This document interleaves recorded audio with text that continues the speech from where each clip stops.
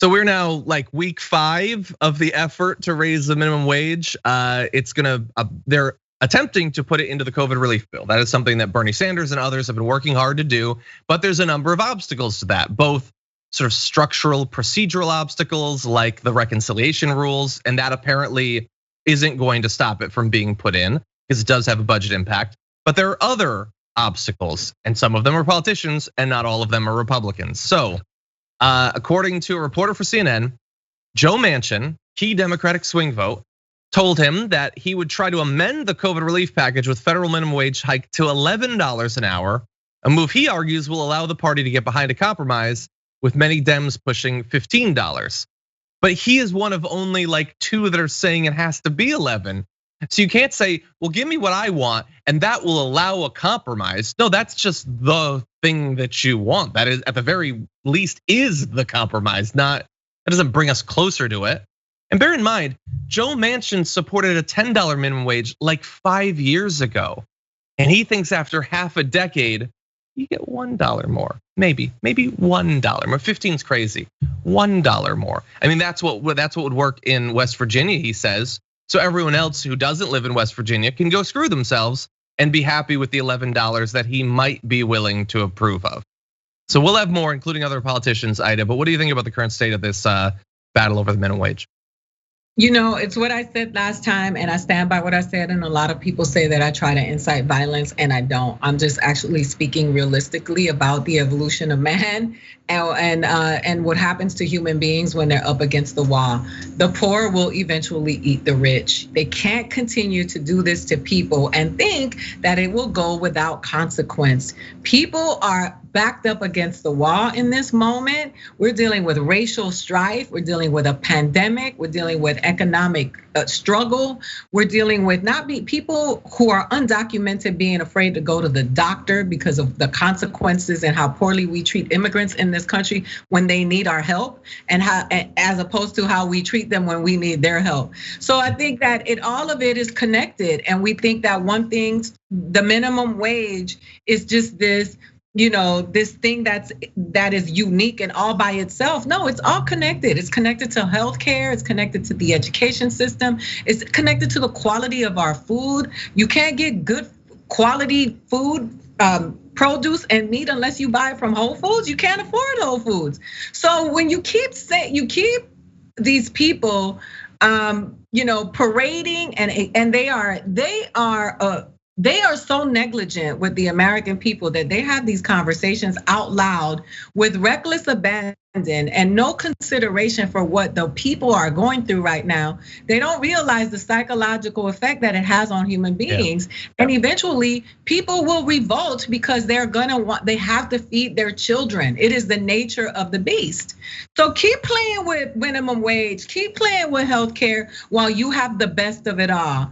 He doesn't have to worry about minimum wage because he doesn't have to worry about getting paid it. He has a healthcare that is provided with the job that he has, that is also provided by taxpayer dollars. How he misappropriates the funds of the people of the state that he works for is he's not being held accountable for. And eventually people without even understanding what's happening are going to react, because you can't just keep doing people like this. And I said what I said. I'm not gonna take it back. Yeah, I don't know how you win a primary or a general election when someone can write an ad saying, we have this opportunity for people to make $15 an hour. And he was one of the lone voices saying, no, I am not gonna allow it. That wage is too high, screw those people. They can make do with 11 or maybe 10, or maybe I tank the whole thing and it stays where it's been for literally decades. Maybe that's okay. And yet he does win re-election. And I agree, I think that people will wake up, but one of the things that slows it down is that the poor have been trained for centuries to either be distracted from their own economic concerns by being focused on hating black or brown people or Muslim people or Asian people or whatever, and also told that anybody trying to improve your economic situation is a bigger threat to you than poverty.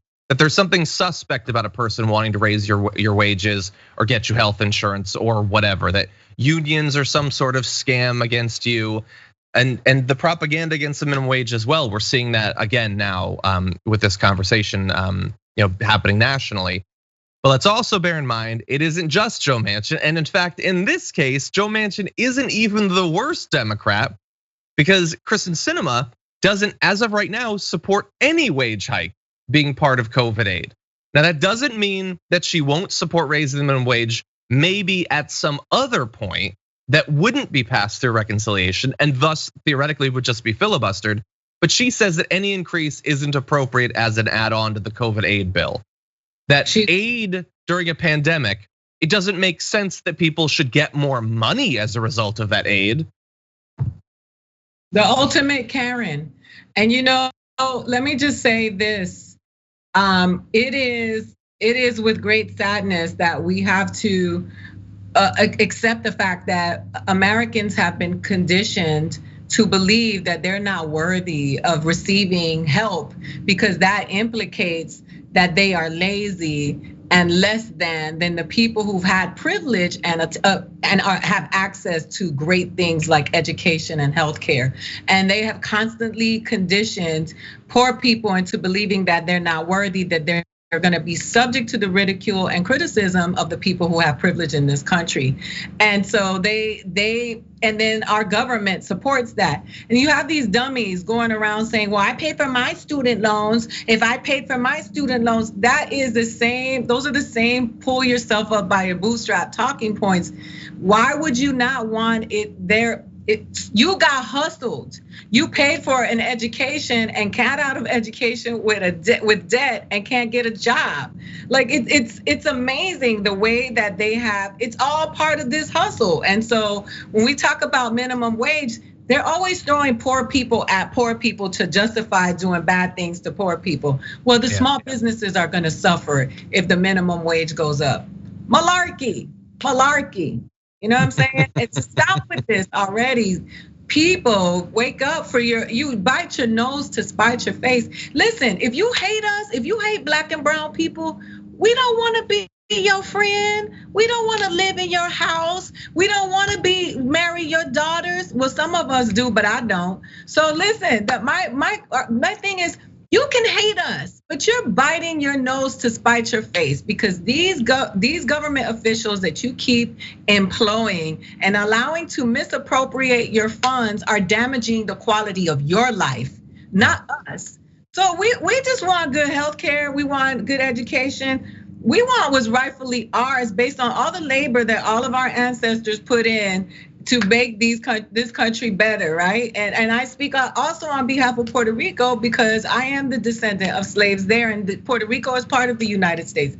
So, but these people that are like fighting for against the stuff that improves their own lives because they hate us, we're not trying to take what's yours. We want what's rightfully ours. But you're a dummy, because you've fallen for this foolishness that they're telling you, and it is ruining the quality of your own life. And they're just giving you an enemy to believe that that enemy is what's harming you, but what's harming you is these people you keep voting for. Yeah. By the way, I saw in the chat, someone said, malarkey, Ida, this is a family show.